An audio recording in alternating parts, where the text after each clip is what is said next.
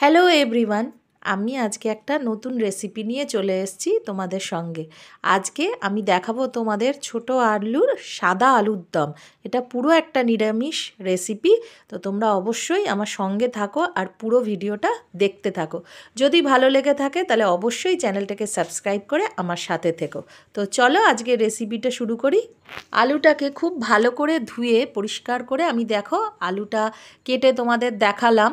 এবারে আমি খুব ভালো করে জলে দুবার তিনবার এটাকে ধুয়ে নিচ্ছি।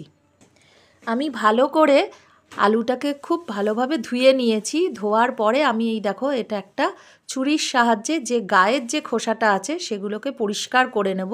নিয়ে কিন্তু এটাকে আবার ভালোভাবে ধোবো। এর মধ্যে কিন্তু প্রচণ্ড বালি থাকে। নতুন আলুর ছোট ছোট যে আলু আছে না, তার মধ্যে প্রচণ্ড নোংরা থাকে। তো তোমরা দুবার তিনবার সাদা জলে ভালো করে ধুয়ে নেবে।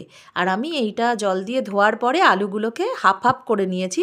তোমরা এটা গোটাও রেখে দিতে পারো আলুগুলোকে। আলুটাকে খুব ভালো করে ধুয়ে পরিষ্কার করে আমি আলুটা কেটে তোমাদের দেখালাম। এবারে আমি খুব ভালো করে জলে দুবার তিনবার এটাকে ধুয়ে নিচ্ছি।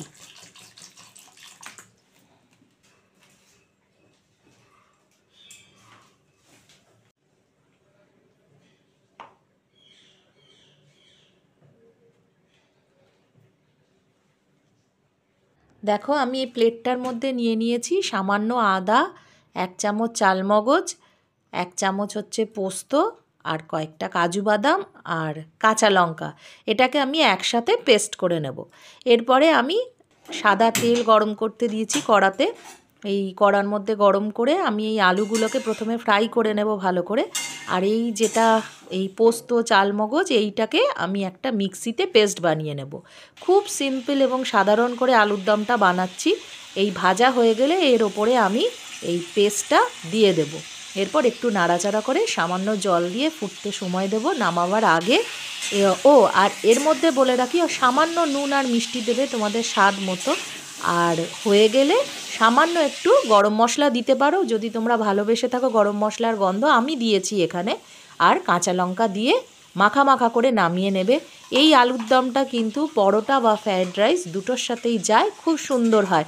অবশ্যই তোমরা বাড়িতে বানিয়ে দেখবে আর কেমন হয়েছে আমাকে কমেন্ট বক্সে জানাবে। তো আজকের মতো এইটুকুই। সকলে ভালো থাকবে। আমি আগামী দিন একটা নতুন ভিডিও নিয়ে চলে আসব। আর যদি ভালো লাগে তাহলে চ্যানেলটাকে সাবস্ক্রাইব করে পাশে থেকো।